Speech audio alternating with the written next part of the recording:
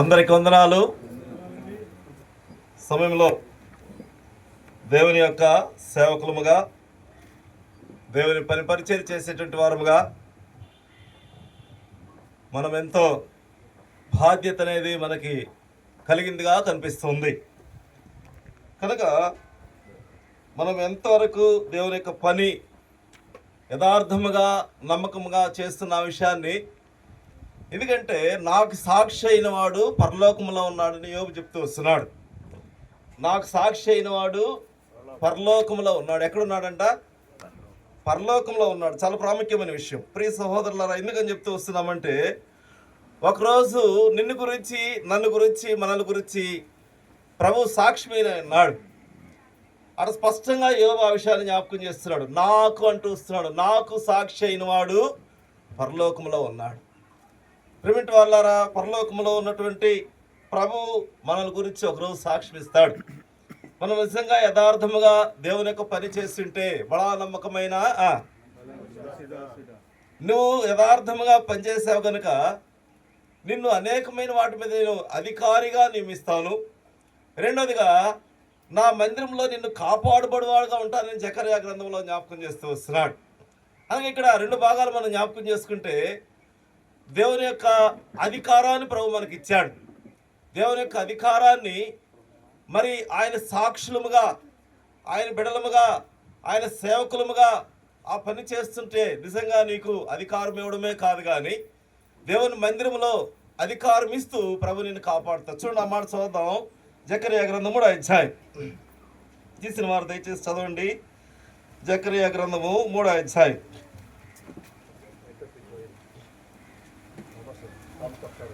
జకర్యా గ్రంథము 3వ అధ్యాయము 7వ వచనం. సైన్యములకు అధిపతి యెహోవా సెలవిచ్చినదేమనగా, నా మార్గములో నడుచుచు నీకు అప్పగించిన దానిని, నేను నీకు అప్పగించిన దాన్ని భద్రముగా గైకొని నా ఎడల నీవు నా మందిరం మీద అధికారివై నా ఆవరణములను కాపాడు వాడవగుదవు. మరియు ఇక్కడ నిలువబడు వారికి కలిగినట్లు నా సన్నిధిని నిలిచి. సహోదరులారా, అర్థమవుతుందా? సేవకులుగా ఉన్నటువంటి దేవుని బిడ్డలారా, ఇక్కడ స్పష్టంగా జకర్యా విషయాన్ని జ్ఞాపకం చేస్తూ వస్తున్నాడు. నా మార్గములో నడుచు, నేను నీకు అప్పగించిన దాన్ని భద్రముగా గైకునే. ఎట్లా గైకోవడాలంట? చాలా ప్రాముఖ్యమైన విషయం. దినాల్లో సేవకులైనటువంటి వారికి అనేక సమస్యలు వస్తాయి, దేవుని బిడ్డలైన వారికి అనేక సమస్యలు వస్తాయి, మరి అనేక శోధనలు వస్తాయి. అనగా మనమైతే తెచ్చుకోం, కానీ వాటికి అయ్యే కొన్ని పుట్టుకొని వస్తాయి. అయితే దాంట్లో మనము యథార్థముగా నమ్మకముగా ఎప్పుడైతే ఆ పని చేస్తూ వస్తామో, దేవుడు మనకి ఇక్కడ కొన్ని విషయాలు జ్ఞాపకం చేస్తూ వస్తున్నాడు. గైకొన్ని ఏళ్ళ నా మందిరం మీద అధికారివై ఉందువు. నా మందిరం మీద, నా మందిరం అంటే విచ్ ఇస్ దట్ మందిరం? మీరు చెప్పాలి, ఏ మందిరం అది? ఆత్మ సంబంధమైన సజీవరాళ్ళని పేతురు పత్రికలో పేతురు జ్ఞాపకం చేస్తూ వస్తున్నాడు. పేతురు రాసిన పత్రికలో తీద్దులేండి. ఆత్మ సంబంధమైన సజీవరాళ్ళు అనగా సజీవరాయి ఎప్పుడు కూడా బ్రతికే ఉంటుంది, కానీ చనిపోయే రాయి కాదు. అది అర్థమవుతుందా? అది ఎప్పుడు కూడా లివింగ్ స్టోన్. అనగా దేవుని బిడ్డలైనటువంటి వారు, విశ్వాసులైనటువంటి వారు, వారిని పరిపాలించేదానికి, వారిని నడిపించేదాని కొరకు ప్రభు నిన్ను ఒక సేవకుడుగా ఏర్పాటు చేశాడంటే నిజంగా అది it is great thing, great privilege also. ఇది గొప్ప ఆధిక్యత. అయితే ఈ యొక్క ఆత్మ సంబంధ సజీవరాయి కొన్ని మరి లోబడే రాళ్ళు ఉంటాయి, లోబడని రాళ్ళు ఉంటాయి, వ్యతిరేకించే రాళ్ళు ఉంటాయి, మరి మనం ద్వేషించే రాళ్ళు ఉంటాయి. రాయి అంటే దేవుని యొక్క మరి బిడలకి జ్ఞాపకం చేయబడుతూ వస్తుంది. అది తర్వాత చెప్తా వీలైతే, ఎందుకంటే మనకి ఇచ్చిన సమయం 20 నిమిషాలే కాబట్టి 20 నిమిషాల లోపల పూర్తి చేయాలి. కనుక ఆ యొక్క బలహీనమైనవి ఉంటాయి, బలము కలిగినవి ఉంటాయి. వాటిని మనం ఏ రీతిగా పరిపాలించాలా, లేకపోతే ఏ రీతిగా నడిపించాలనే విషయాన్ని మనం జ్ఞాపకం చేసుకుంటే అన్నిటినీ సమాన స్థాయిలో తీసుకోవాలి. అర్థమవుతుందా? అందుకనే పేతురుతో ప్రభు మాట్లాడుతూ వచ్చాడు. తను నువ్వు ప్రేమిస్తున్నావా పేతురు అని ప్రభు మొదటిసారి అడుగుతూ వచ్చాడు. పేతురు ప్రభు దానికి సమాధానం ప్రభుతో మాట్లాడుతూ చెప్పినటువంటి మాట అంటే, ప్రభా నిన్ను ప్రేమిస్తున్నాను ప్రభు అంటూ వచ్చాడు. మరి పేతురు ఎట్లా ప్రేమిస్తున్నాడో ప్రేమించడం లేదా అనే విషయం ప్రభువుకు తెలుసు. కనుకనే he was question 3 times to Peter అనగా రెండోసారి కూడా అడుగుతూ వచ్చాడు. రెండోసారి కూడా అడిగినప్పుడు నేను నిన్ను ప్రేమిస్తున్నాను ప్రభువా అని చెప్తూ వచ్చాడు. మూడోసారి పేతురుని తిరిగి మళ్ళా అడుగుతూ వచ్చాడు. అక్కడ ఒక విషయం మనం గమనించాలి. ఏ విషయం గమనించాలంటే మొదటిసారి నా మందను కాయి, నా మందను మేపు అన్నాడు. రెండోసారి రివర్స్లో చెప్తూ వచ్చాడు, నా మందను మేపు, నా మందను కాయి అంటూ వస్తున్నాడు. ప్రియమైన వారలారా, చాలా ప్రాముఖ్య విషయం. ఎంతవరకు మనం నమ్మకంగా యథార్థముగా దేవుని యొక్క పని చేస్తూ వస్తున్నాము. నిజంగా నీకు సాక్షి అయిన వాడు పరలోకంలో ఉన్నాడనే విషయాన్ని నువ్వు గ్రహించి నువ్వు కానీ ఆ భయభక్తులతో దేవుని యొక్క పని పరిచర్యను నమ్మకంగా చేస్తే ప్రభు నీకు గొప్ప అధికారము, లేకపోతే దేవుని యొక్క ఆ యొక్క పరలోక రాజ్యంలో మరి నీకు బహుమానము చేతమని 2 భాగాలు రాయబడుతూ వస్తుంది. అర్థమవుతుందా? 2 భాగాలు బహుమానం అంటున్నాడు ప్రకటన గ్రంథంలో, జీతం అంటూ వస్తున్నాడు. ఈ 2 అవార్డ్స్ ప్రభు ఒకరోజు నీకు ఇవ్వనన్నాడు. ఎప్పుడు ఇస్తాడు? అది అందరికీ ఇవ్వడు. సేవకులు అనేవాళ్ళు చాలా మంది ఉన్నారు, రకరకాలైనటువంటి సేవకులు ఉన్నారు. అయితే యథార్థముగా దేవుని పనిచేసేటువంటి సేవకులు లేరు. అందుకనే ఆయన కనుదృష్టి దావీదు చెప్తూ వస్తున్నాడు దినవృత్తాంతంలో, నా కనుదృష్టి లోకమంతా కూడా సంచరిస్తూ వస్తుంది. నువ్వు ఎట్లా చేస్తున్నావో చూస్తున్నా, నేనెట్లా చేస్తూ వస్తున్నా, ఇది అందరికీ చెప్పాను, నాకు వినేటువంటి నీకు. ప్రేమింటి వాళ్ళ చాలా ప్రాముఖ్యమైన విషయం. నేను నిజంగా నమ్మకంగా చేస్తున్నామని చెప్పేసి నీ కాన్షియన్స్, నీ మనసాక్షి నీ మీద ఏ పరిస్థితుల్లో కూడా అనగా నమ్మకంగా చేస్తుంటే అదే నీకు చెప్తాను. అందుకనే చెప్తూ వస్తున్నాడు ఇక్కడ, నా మందిరంలో అధికారివై నా ఆవరణంలో కాపాడబడువాడు వధువు. నా ఆవరణం అంటే దేవుని యొక్క మందిరానికి సాదృశ్యం, దేవుని యొక్క పరలోకపు గౌనికి సాదృశ్యం. అందుకనే పేతురుతో ప్రభు చెప్పినటువంటి మాట, నన్ను ప్రేమిస్తున్నావు అని 3వసారి అడిగినప్పుడు పేతురు ఏమయ్యాడు? మీరు చెప్పాలి. ఇప్పుడు ఏమవుతూ వచ్చాడు? వ్యసన పడ్డాడు. వ్యసన పడ్డమంటే నలిగిపోయాడు, కరిగిపోయాడు, తనదాన్ని నలగొట్టుకుంటూ వచ్చాడు. దేవుని సేవ, దేవుని యొక్క పరిచర్యలో ఇలాంటి అనుభవంలో నువ్వు నిజంగా ఉంటే యువర్ ఒరిజినల్ గాడ్స్. కరిగిపోవాలి. ఎందుకంటే పేతురు ప్రభువుని ప్రేమిస్తున్నాడు లేదో ప్రభువుకు తెలుసు. అర్థమవుతుందా? ప్రభువుకి నిజంగా తెలుసు ఎంతవరకు ప్రేమిస్తున్నాడు, ఎంతవరకు ద్వేషిస్తూ వస్తున్నాడు. అనగా పేతురు ద్వేషిస్తున్నాడు అనే సాదృశ్యంగా ప్రభు విషయంలో 3 సార్లు బొంకుతూ వచ్చాడు. బొంకాడు, బొంకలేదా? ప్రిమిట్ వాళ్ళ మనం చేయడం లేదా పని? మనం అన్నిట్లో యథార్థముగా ముందుకు పోతూ వస్తున్నామని మన కాన్షియన్స్ మనకు చెప్పగలుగుతుందా? ప్రిమిట్ వాళ్ళ మనం పరీక్షించుకుంటే. అందుకనే 78వ కీర్తనలో ఒక మాట రాస్తూ వస్తున్నాడు. 78 చూడండి, ఇక్కడ ఈ మాట చూసుకొని మనం అక్కడికి వెళ్దాం. మరి ఇక్కడ నిలవబడు వారికి కలిగినట్లు నా సన్నిధి నిలుసు భాగ్యము నీకు. ప్రిమిట్ వాళ్ళ చాలా ప్రాముఖ్య విషయం. నా సన్నిధి అంటే దేవుని సన్నిధి, పరలోకములో ఉన్నటువంటి సాక్షి అయిన ప్రభు నిన్ను గురించి సాక్ష్యం ఇవ్వబోతూ వస్తున్నాడు. యోబు ఆ విషయాన్ని జ్ఞాపకం చేస్తూ వస్తున్నాడు. ప్రిమిట్ వాళ్ళారా, చాలా ప్రాముఖ్యమైన విషయం ఇక్కడ జ్ఞాపకం చేయబడుతూ వస్తుంది. ఎందుకని చెప్తూ వస్తున్నామంటే చూడండి, యోబు గ్రంథము 19వ అధ్యాయం. యోబు గ్రంథము 19వ అధ్యాయంలో రాస్తూ వస్తున్నాడు ఆ మాట. 16వ వచనం అనుకుంటా. నాకు సాక్షి అయిన వాడు, నేను నా పనివాని పిలువగా వాడేమి పలుకకుండానున్నాడు, నేను వాని బతిమాలవలసి వచ్చాను. నా ఊపిరి నా భార్యకు అసహ్యము, నేను కలిగిన 16వ అధ్యాయము 19వ వచనం. 16వ అధ్యాయం 19వ వచనం. ఇప్పుడు అర్థమవుతుందా ప్రియమంటే? దేవుని సేవకులారా, దేవుని బిడ్డలారా, దేవుని పని పరిచేసేటువంటి వారులారా, నీకు సాక్షి వాడు ఎక్కడున్నాడు? నీ మనసాక్షి కూడా నీకు సాక్ష్యం ఇస్తూ వస్తుంది. నువ్వు ఎంతవరకు పని చేస్తున్నావు, ఎంతవరకు దేవుని కొరకు నమ్మకంగా యథార్థముగా దేవుని యొక్క పని చేస్తూ వస్తున్నావో నీ మనసాక్షి కూడా, మన మనసాక్షి మన మీద నేరారోపణ చేయకూడదు. ఎందుకని చెప్తూ వస్తున్నావు? 2వ భాగంలోకి వెళ్తే నువ్వు నడిపించే సంఘానికి నువ్వు ఒక సాక్షిగా కూడా ఉండాలి. నడిపించే సంఘానికి నువ్వెవరు అంట? ఒక సాక్షి. ఎట్లా చెప్తూ వస్తున్నాం? యెషయా గ్రంథము 43వ అధ్యాయం. యెషయా గ్రంథము 43వ అధ్యాయం 10వ వచనం. మీరు తెలుసుకొని నన్ను నమ్మి నేనే ఆయననని గ్రహించినట్లు మీరును నేను ఏర్పరచుకొనిన నా సేవకుడును నాకు సాక్షులు. పరలోకంలో ఉండే ప్రభు ఏం చెప్పాడు? మీరు చెప్పాలి. మీరు పరలోకముందున్నవారు మీకు ఏం చెప్పాడు అక్కడ? మీరు చెప్పాలి. మర్చిపోకూడదు. 19వ అధ్యాయము నాకు సాక్షులు అంటే నాకనే ఎవరు జ్ఞాపకం చేయబడుతుంది? మీరు చెప్పాలి. Right, very good. దేవుని గురించి చెప్తూ వస్తుంది. నాకు సాక్షులు, మనమందరం కూడా ఎవరు ఆయనకి? మీరు చెప్పాలి. ప్రభువుకి సాక్షులు. ప్రభు చెప్తూ వస్తున్నాడు. ఆ సాక్ష్యము మనం కలిగినటువంటి వారముగా ఇక్కడ ఇశ్రాయేలు ప్రజల విషయంలో ప్రభు జ్ఞాపకం చేస్తూ వస్తున్నాడు. 43వ అధ్యాయం 10వ వచనంలో చూస్తే, మీరును నేను ఏర్పరచుకున్న నా సేవకుడు నాకు సాక్షులు. మీరును అంటే మనం చూపిస్తాం. అర్థమవుతుందా ప్రియమైన వాళ్ళారా? నువ్వు నేను మనం అందరం కూడా వ్యక్తిగతంగా నీకు నీవే సాక్షి. ఇది ఇండివిజువల్ విట్నెస్. నాకు నేను ఇప్పుడు ఉదాహరణకు చెప్పాలంటే, ఎదుటి వ్యక్తి నేను ప్రేమించలేకపోతే ఆ ప్రేమించలేనటువంటి స్థితి నన్ను గురించి నా మనసాక్షి నాకు సాక్ష్యం ఇస్తుంది. అర్థమవుతుందా? ఎందుకని చెప్తూ వస్తున్నాం? నిన్ను వలె నీ పొరుగువాన్ని ప్రేమించమని అనేక సందర్భాల్లో ప్రభు జ్ఞాపకం చేస్తూ వస్తున్నాడు. ఆజ్ఞల్లో కూడా ప్రధానమైన ఆజ్ఞ అనే విషయాన్ని నిర్గమకాండంలో జ్ఞాపకం చేస్తూ వస్తుంది.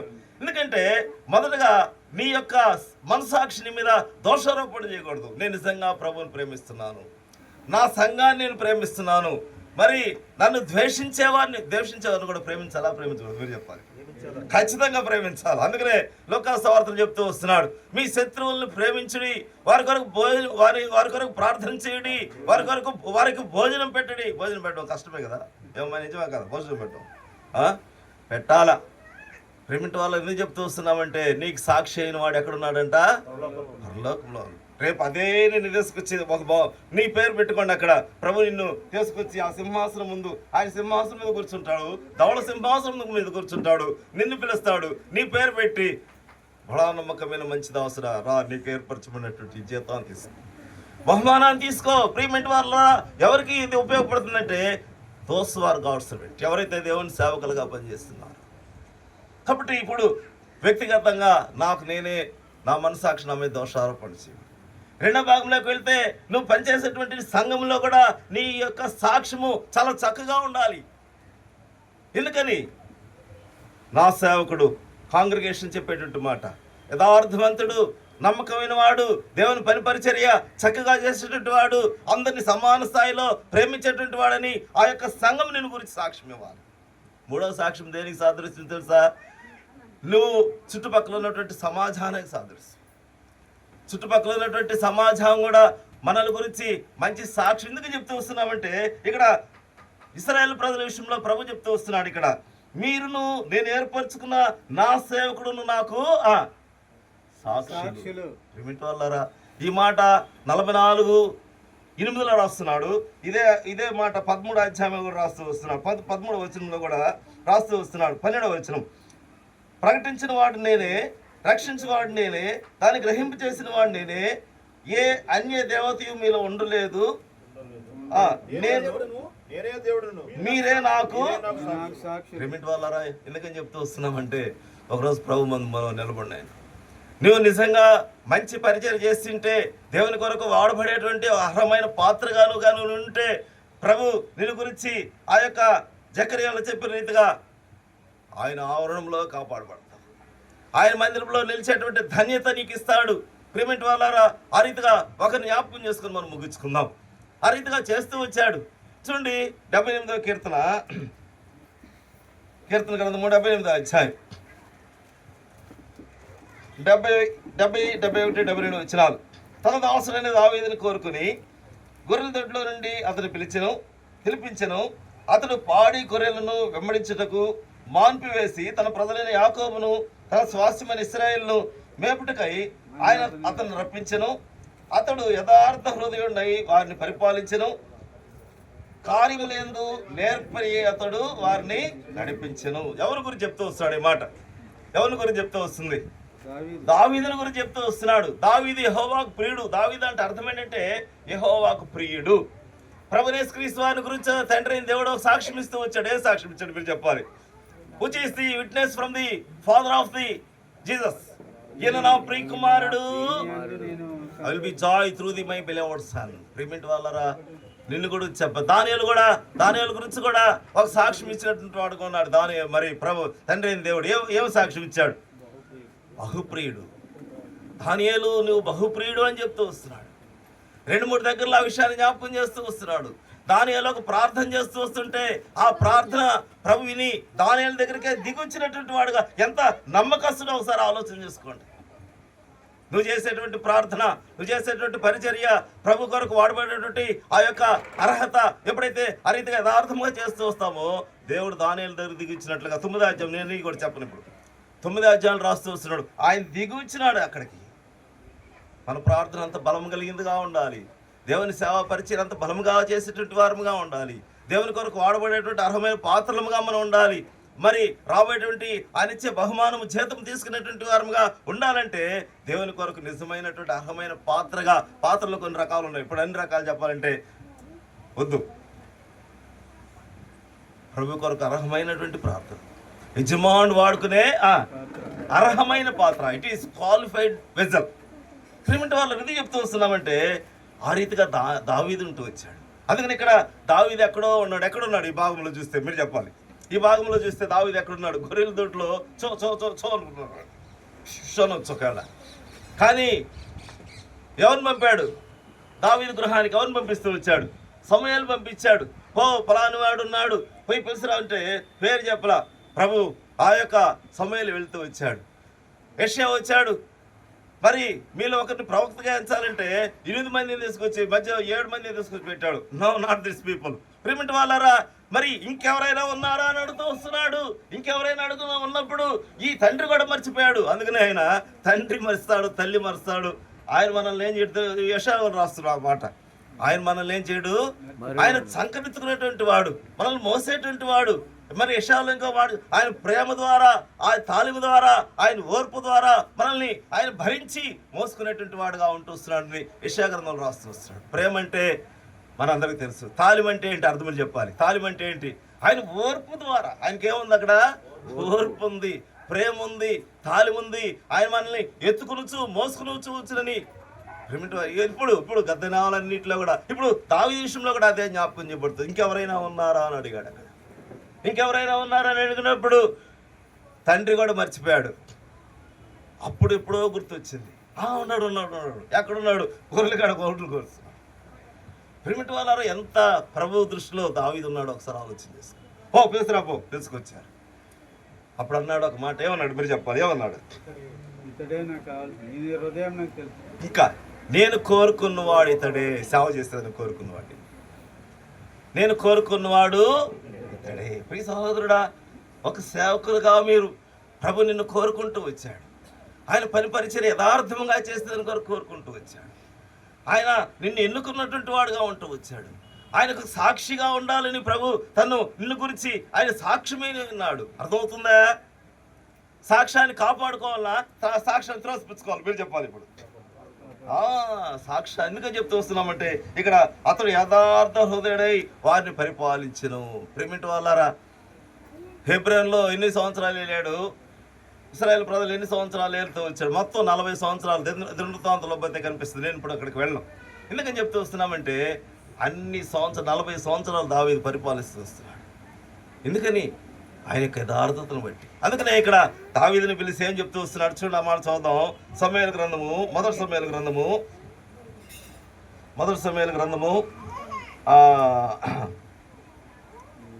16వ అధ్యాయం.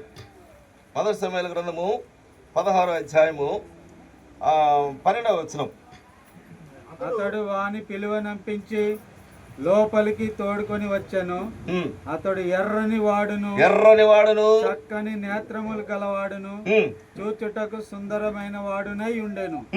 అతడు రాగానే నేను కోరుకున్న వాడితడే. చూసారా ప్రియమైన వాళ్ళరా, దావీదునే కోరుకున్నాడా? నిన్ను నమ్మల్ని కూడా కోరుకుంటూ వచ్చాడు. మీరు చెప్పాలి.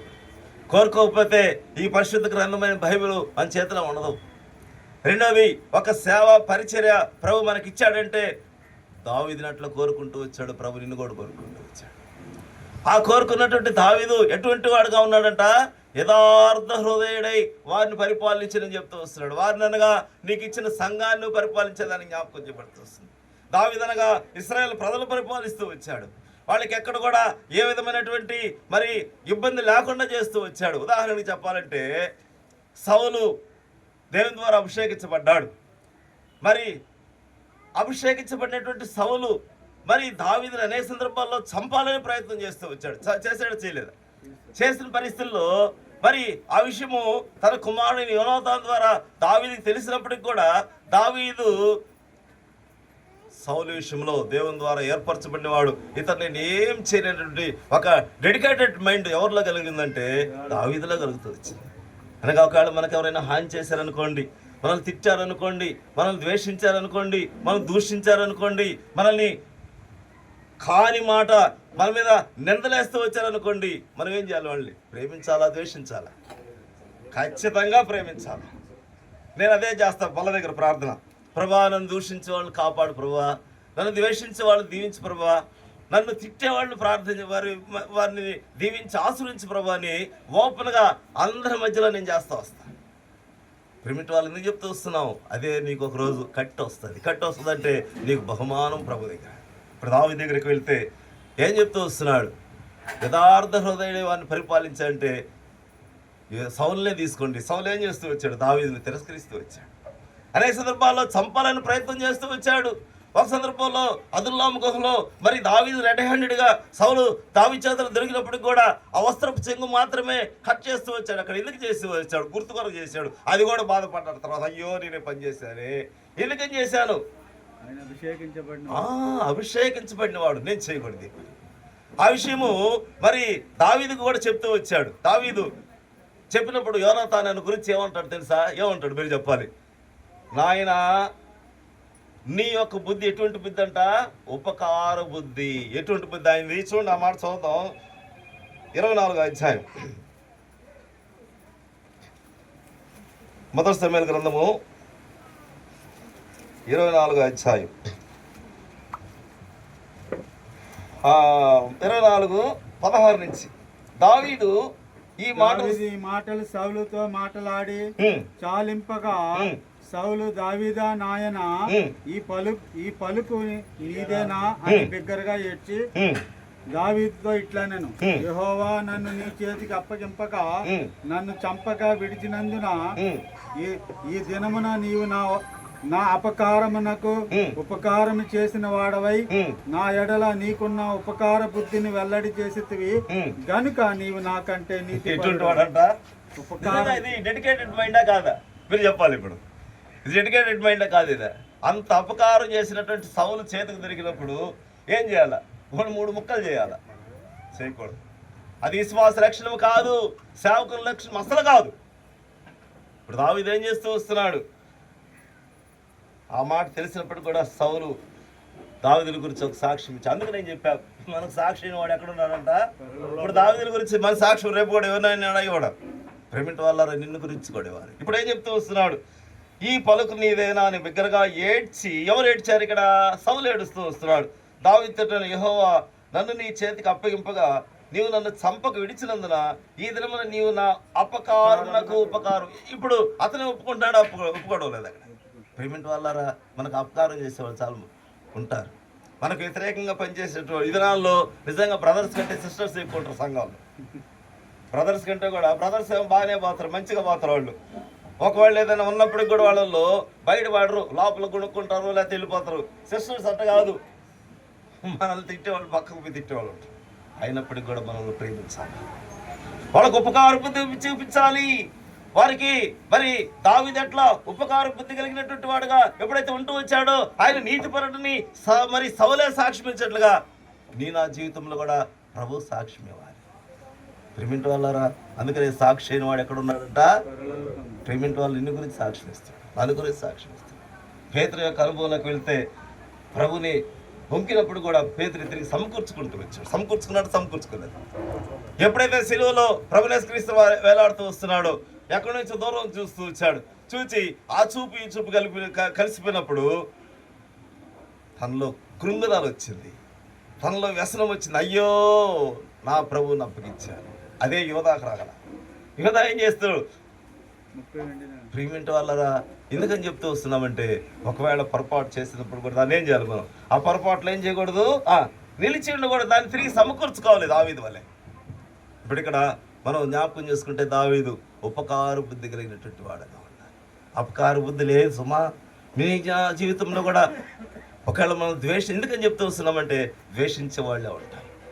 కాబట్టి మొదటి బుద్ధి చూస్తే ఉపకార బుద్ధి దావీదులో ఉంది.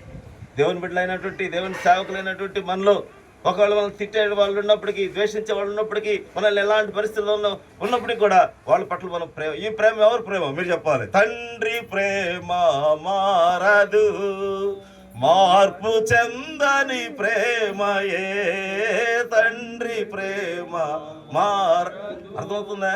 తండ్రి ప్రేమ ఏంది ఎప్పుడు. అందుకనే ఎగ్జాంపుల్ చెప్పాలంటే దానికి యోధా కనిపించాడు. యోధా కనిపిస్తానే ఏమన్నాడు, నువ్వు ఆయన ఇంత పని చేసావురా, నీ మొహం నేను ఎటు చూసేదిరా, నువ్వు దూరంగా పోరా పక్క అల్లా. ఏమన్నాడు? చెలికాడా. చెలికాడా అంటే అర్థం ఏంటి? స్నేహితుడా. ప్రేమిట వాళ్ళారా, పిలవగలవా? పిలిస్తే నిజంగా నువ్వు సేవ, ఆ కార్యము నెరవేరిస్తేనేమో are the God sons before the Lord. అది లేకపోతే అందుకని చెప్పాడు, బడా నమ్మకమైన అనేకమైన వాటి మీద నేను అధికారంగా అనిపిస్తాను. ప్రేమిట రెండో బుద్ధి చూద్దాం. ఇది ఉపకార బుద్ధి. ఇది అనగా దావీదులో ఏ బుద్ధి ఉంది ఇక్కడ? ఉపకార బుద్ధి. మోషే దగ్గరికి వెళ్తే అదృశ్యాన్ని చూస్తున్నటువంటి ఆయనకు ఒక బుద్ధి ఉంది. చూడండి, ఫరో కుమార్తె అనిపించుకోలేదని అతను ఒప్పుకోలే. హెబ్రీయులకు రాసిన పత్రిక 11వ అధ్యాయం. హెబ్రీయులకు రాసిన మనకు ఉండవలసినటువంటి లక్షణాన్ని జ్ఞాపకం చేస్తూ వస్తున్నా. హెబ్రీయులకు రాసిన పత్రిక 11వ అధ్యాయం చదువు. మోషే పెద్దవాడైనప్పుడు విశ్వాసమును బట్టి ఐగుప్తు ధనము కంటే క్రీస్తు విషయమైన నింద గొప్ప భాగ్యమని ఎంచుకొని అల్పకాల పాపభోగము అనిపించిన కంటే 27వ వచనం, విశ్వాసును బట్టి అతను అదృశ్యవాన్ని చూచినట్టు స్థిర బుద్ధి గలవాడై. ఏ బుద్ధి అంటే ఆయనకి? స్థిర బుద్ధి. చాలా మొదటగా ఉపకార బుద్ధి మన జీవితంలో కలిగినటువంటి శత్రువును ప్రేమించే ఉపకార బుద్ధి. అర్థమవుతుందా? రెండోది విశ్వాసం బట్టి విశ్వాసం అంటే అది మన చేతిలో పెట్టుకునేది కాదు, మన జోబులో పెట్టుకునేది కాదు, మన ఇంట్లో బీరువాలు పెట్టుకునేది కాదు. సేఫ్ రాకర్లు ఎక్కడ ఉండాలి? విశ్వాసం మీరు చెప్పాలి, హృదయంలో. అందుకనే ప్రభు యోహాను సువార్త 14లో చెప్తూ వస్తున్నాడు, నా యందును దేవుని యందును విశ్వాసం ఉంచుడి, మీ హృదయంలో కలవరపడనీకుడి, వెరవనీకుడి. ప్రియ సహోదరి, మరి సహోదరుడా, మన జీవితంలో సేవకులుగా ఎక్కడ కలవరం వచ్చినప్పుడు కూడా మన చూపు ఎక్కడ ఉండాలి? అందుకని నేను చెప్తూ వస్తున్నాడు. హెబ్రీ 12లో ఏం చెప్పాడు మీరు చెప్పాలి? హెబ్రీ 12 విశ్వాసం అనేది నిరీక్షించుకోవడం నిజ స్వరూపమని హెబ్రీ 11లో 1లో చెప్పాడు. 12:2 అని చెప్తూ వస్తున్నాడు. చూడండి, 2వ వచనం, విశ్వాసం కర్తయు దాన్ని కొనసాగించేవాడిని యేసు వైపు చూచుచు పందెంలో ఎట్లా పరిగెత్తాలంట? ఇప్పుడు మోషే పరిగెత్తలేదా? ప్రేమింటి వాళ్ళరా, విశ్వాసముతో అదృశ్యాన్ని చూస్తూ ఎటువంటి బుద్ధి ఉంది మోషేలో? ఎటువంటి బుద్ధి ఉంది? స్థిరమైన మనలో ఉండాలా? పడలేదు మీరు చెప్పాలి. ప్రభు చూస్తున్నాడు, నీకు సాక్ష్యమైన పరలోకంలో ఉన్నాడు. నువ్వు ఇప్పుడు ఆ మాట మర్చిపోబాకండి, ఇప్పుడు మర్చిపోబాకండి. రాబోయే నీ సేవ చేసి పరిచయం చేసినంత కాలంలో నాకు సాక్షి అయిన వాడు, నాకు కూడా అది నీకే కాదు చెప్పాను, నాకు కూడా సాక్షి అయిన వాడు ఎక్కడ ఉన్నాడంట? మోషేకి సాక్షి అయిన పరలోకంలో ఉన్నాడు, దావీదుకు సాక్షి అయిన పరలోకంలో ఉన్నాడు, పేతురుకు సాక్షి అయిన పరలోకంలో ఉన్నాడు, యోధాకు సాక్షి అయినవాడు కూడా పరలోకంలో ఉన్నాడు. అందుకనే చెప్పాడు, వారిని పొడిచిన వారు ఒకరోజు వారిని చూస్తారంట, వారిని దూషించిన వారు ఒకరోజు వారిని చూస్తారంట, వాళ్ళు బలంతో పొడిచిన వాళ్ళని చూస్తారంట. ప్రభుకి ఎన్ని గాయాలు మీరు చెప్పాలి? ప్రభుకి ఎన్ని గాయాలు మీరు చెప్పాలి? ప్రభుకి ఎన్ని గాయాలు? 12 గాయాలా 15 గాయాలా? 5 గాయాలు, పంచి గాయాలు. ఒకటి తలలో ఎంగుంటారు, 2 చేతుల్లో 2, రెండో గాయం అది. 3వ గాయం కాళ్ళల్లో. పిలిమింటి వాళ్ళారా, మరి 1, 2, 3, 4, 5వది యోహాను సువార్త రాస్తున్నాడు, బల్లెముతో పొడిచారు. యోహాను సువార్త 13 వచ్చారు. దేంతో పొడిచారంట? పంచగాయాలు పొందాడు ప్రభు.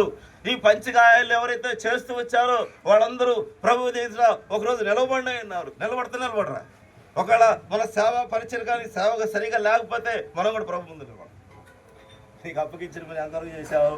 దావీదు యొక్క అనుభవంలో నీతిపరుడుగా ఉపకార బుద్ధి కలిగిన వాడుగా ఉన్నావా? నిన్ను ఏర్పాటు చేసుకున్నా. మరి నువ్వు ఒకవేళ ముందుగా నువ్వు ఎక్కడి నుంచి వచ్చావో నాకైతే తెలియదు, కానీ సేవకుడుగా నేను జ్ఞాపకం చేస్తాను. రెండోది, మోషే యొక్క అనుభవంలో స్థిరమైన బుద్ధి మనం కలిగినట్టు అనుభవం. స్థిరమైన, ఇట్ ఈస్ పర్మనెంట్. ఏమంటుంది? విజ్డమ్. ప్రేమిటి వాళ్ళారా, దేవుని బిడ్డలు, we are the God's rights. ఆ మాట మర్చిపోవు. నీకు సాక్ష్యం పరలోకంలో ఉన్నాడు. అందుకనే యుద్ధం వస్తున్నాడు ఇక్కడ. స్థిరబుద్ధి గలవాడై రాజాగ్రహమును భయపడక. మనమైతే లోకాన్ని చూసి భయపడతాం. ఇది 4 సవారు చేయలేకపోతున్నాం. లోకానికి భయపడుతూ వస్తున్నాం. వాస్తవం, అది వాస్తవం. అయితే ఇక్కడ ఏం చెప్తున్నాడు మోషే? ఆయన రాజు ఏదో కావచ్చు, నాకెవరు కావాలి? క్రీస్తు విషయమైన నింత గొప్ప భాగ్యము ఎంచుకుంటూ వస్తాం. క్రీస్తు విషయమైన గొప్ప అదే స్థిరమైన బుద్ధి, అదే మనకే బుద్ధి, అది స్థిరమైనటువంటి బుద్ధి. ప్రేమిటి వాళ్ళ మన జీవితంలో మనం కలిగినటువంటి వారు. మూడో బుద్ధి చూసి ముగిచ్చేస్తాను. మూడో బుద్ధి ఎవరి బుద్ధి మీరు చెప్పాలి? శ్రేష్టమైన బుద్ధి ఎవరిది? శ్రేష్టమైన బుద్ధి ఎవరిది? శ్రేష్టమైన బుద్ధి ఎవరిది? దానియేలు. శ్రేష్టమైన చూడండి, మనం చదువుకొని నేను ముగిచ్చేస్తున్నాను. ఎక్కడ రాశాడు మీరు చెప్పాలి? ఆ చాయిస్ మీకు ఇస్తున్నా. ఎక్కడ రాశాడైనా సరే. మొదటి బుద్ధి ఏంటి? What is first? ఉపకార బుద్ధి. Right, very good. రెండో బుద్ధి స్థిర బుద్ధి. శ్రేష్టమైన బుద్ధి ఎక్కడ రాశాడు మీరు చెప్పాలి? దానియేలు గ్రంథంలో నేను సగం చెప్పేశాను. 5వ అధ్యాయము, దానియేలు గ్రంథము 5వ అధ్యాయం. ఈ దానియేలు శ్రేష్టమైన బుద్ధి గలవాడై కళలు తెలియజేయుటకును మర్మములు బయలుపరచుటకును కఠినమైన ప్రశ్నలకు ఉత్తరమిచ్చుటకును జ్ఞానమును తెలివి గలవాడుగా. 12వ వచనం మొదటి భాగం చాలు బ్రదర్. ఈ దానియేలు శ్రేష్టమైన బుద్ధి గలవాడై. చాలు. ఎటువంటి బుద్ధి? ఇప్పుడు మనం 3 బుద్ధులు చూస్తూ వచ్చాం. మనం అనుకోవచ్చు, ఏందా ఆడాడిని వచ్చి మాకు బుద్ధి చూపిస్తున్నావు అంటే, నేను కూడా అర్థమైందా? మీకే కాదు, 2 అక్షరాలు కట్నం దేవుని వాక్యం అంటే. చెప్పేవాడు సరిగా ఉండి చెప్పకపోతే వాడు మెడ కింద పడిపోతాయి. వినేవాడు కూడా సరిగా దాన్ని విని దాన్ని అవలంబించకపోతే వాడిది కూడా అంతే. అందుకే ఇప్పుడు మూడో బుద్ధి కలిగినటువంటి అనుభవంలోకి వెళ్తే శ్రేష్టమైనది. ఎందుకంటే మన ప్రభు ఇటువంటి అందరిలో అతి శ్రేష్ఠుడు, మనకందరికి తానే ప్రభువు, అందరిలో అతి కందరికి తానే ప్రభువు, లూయకు పాత్రుండు అనుదినము. అర్థమవుతుందా? అందరిలో యోనా కంటే శ్రేష్ఠుడు, మోషే కంటే శ్రేష్ఠుడు, అందరిలో తనకంటే ఏంటి మనకు కావాల్సింది? అది శ్రేష్టమైన బుద్ధి కలిగినటువంటి ప్రేమిటి వారు. ఎక్కడో ఉన్నాడు దావీదు, తీసుకొచ్చాడు, ముందు పెట్టాడు, అభిషేకించాడు. నేను కోరుకున్నవాడు ఇతని అన్నాడు. నిన్ను కూడా ప్రభు కోరుకున్నాడు, నిన్ను కూడా ప్రభు కోరుకున్నాడు. దేని కొరకు కోరుకున్నాడు? నేను 5 రాళ్ళ గురించి చెప్పాలని వచ్చాను. నేను ఆ బ్రదర్ 20 నిమిషాలు చెప్పాడు. నా మధ్య ఆ బ్రదర్ తిడుతుంటాడు, నన్ను ఎక్కువసేపు తీసుకుంటాడు. దానికి తగినట్టు ఈ బ్రదర్ కూడా చేశాడు. కరెక్ట్ 20 నిమిషాలు 5 రాళ్ళ గురించి చెప్పాలనుకున్నాను. చెక్కములో ఉన్నటువంటి రాళ్ళు 5 దావీదుకి దొరికినట్టు. దాంట్లో కంటిన్యూషన్ తీసుకురావాలని చూశాను. ఆయన కుదరవద్దు. ఎందుకంటే ఏదైతే చెప్పారో దానికి లోపడాలి. అది కూడా చాలా ప్రాముఖ్యమైన బుద్ధి. కాబట్టి ఇక్కడ మనం జ్ఞాపకం 5 రాళ్ళకి 5 పేర్లు కూడా ఉన్నాయి. నేను ఇప్పుడు వాటి గురించి చెప్పను. కాబట్టి ఎక్కడో ఉన్నటువంటి దావీదుని తీసుకొచ్చి నిన్ను కూడా ప్రభు కోరుకున్నాడు. దేని కోరుకున్నాడు? యథార్థముగా దేవుని నీకు సాక్షి అయినాడు పనులు. రెండోదిగా జ్ఞాపకం చేసుకుంటే ఆ యొక్క కోరుకునేటువంటి అనుభవంలో దేవుని సేవ పరిచర్య. ఎప్పుడైతే నమ్మకంగా యథార్థంగా జకర్యా చూసినట్టుగా ఆ మందిరంలో నిన్ను ఒక అధికారిగా ప్రభు నియమిస్తాడు. ఈ లోకం అధికారి కలెక్టర్ ఉన్నాడు అనుకోండి, కొంతకాలమే కలెక్టర్ పని. అర్థమవుతుందా? కొంతకాలమే. ఆయన సర్వీస్ రిటైర్ అయిన తర్వాత ఆయన మొహం చూసేవాడు కూడా ఉండరు. ప్రధానమంత్రి అయినా అంతే, ఇంకెవడైనా సరే అంతే. కానీ నిన్నట్టు కాదు. దేవుని యొక్క ఆయన ఆలయంలో, పరిశుద్ధ ఆలయంలో ప్రభువునికి అధికారిగా ఒక బహుమానం ఇచ్చి పౌలు దగ్గరికి పోతే కొన్ని విషయాలు వస్తాయి దీనికి సంబంధించి. నేను పోను అక్కడికి. మూడవదిగా దావీదు ఆ రీతిగా ప్రజలు పరిపాలించే పరిస్థితుల్లో సౌలు యొక్క దుర్బుద్ధిని తనకు తెలిసినప్పుడు కూడా సౌలు ప్రేమించాడు. మనం కూడా అనేక మంది మనకు వ్యతిరేకంగా పనిచేస్తున్నప్పుడు కూడా వాళ్ళు మనం ఏం చేయాలి? ద్వేషించాలా? ప్రేమించాలా? ఖచ్చితంగా ప్రేమించాలా. వాళ్ళు తిట్టేవాళ్ళు అయినా సరే. ఎందుకంటే నువ్వు ఉపకార బుద్ధి దావీదులో ఉంది. మనకు కూడా కావాలన్నా ఉంది. రెండోది మోషే అదృశ్య అనగా ముందున్నవన్నీ కూడా వాటి వైపు చూడాలి. అదృశ్యమైన వాటి దేవుని వైపు చూస్తూ ఫరో కుమారుడు అనిపించుకోవాలనుకో. ఫరో కుమారు అనిపించుకోవాలంటే ఎంత ధనియ తెలుసా? అది శ్రేష్టమైన బంగారం ఉంటుంది ఐగుప్తులో. అంతటి అధికారం కలిగినటువంటి వాడు వాటన్నిటి వైపు చూడాలి. క్రీస్తు విషయమైన ఎంత గొప్ప భాగ్యమని దేవుని బిడ్డల విషయంలో కానీ క్రీస్తు విషయంలో కానీ అస్థిరమైనటువంటి బుద్ధి కలిగిన వాడుగా ముందుకు పోయినటువంటి వాడుగా ఉంటుంది. మూడోవారు ఎవరు? దానియేలు. శ్రేష్టమైన బుద్ధి. వద్దు నాకు ఇది, నా సర్వశక్తుడు, నా శక్తిమంతుడు నాకున్నాడు. నేను రాజా నీ యొక్క ప్రతిభకి నేనేం చేయను. I should not worship you, what you are statue. నాకొద్దది. నా ప్రభు ఆయన అందుకని ఆయన చెప్తూ వస్తున్నాడు, పూజార్హుడు నా ప్రభు, స్థిరమైన శ్రేష్టమైన బుద్ధి. ప్రేమింటి వాళ్ళ ఈ మూడు కూడా మన జీవితంలో సేవా పరిచర్లో ఎప్పటికీ మనం కలిగి మనం ముందుకు పోతాము. ప్రేమించు. అందుకనే నీ యొక్క కనబడే సహోదరుని మనం ప్రేమించకపోతే కనబడి దేవుని ప్రేమించలేమని మొదటి యోహాను పత్రికలో చెప్తాం. కానీ ప్రేమిస్తాం. స్థిరమైన బుద్ధి కలిగిన వారముగా, శ్రేష్టమైన బుద్ధి కలిగిన వారముగా. మూడోది ఏంటి? ఉపకారమైన బుద్ధి కలిగిన వారు. ప్రభు ఈ మాటలు దీవించగా. మనము ఇండివిజువల్ ప్రేయర్స్కి వెళ్ళే ముందు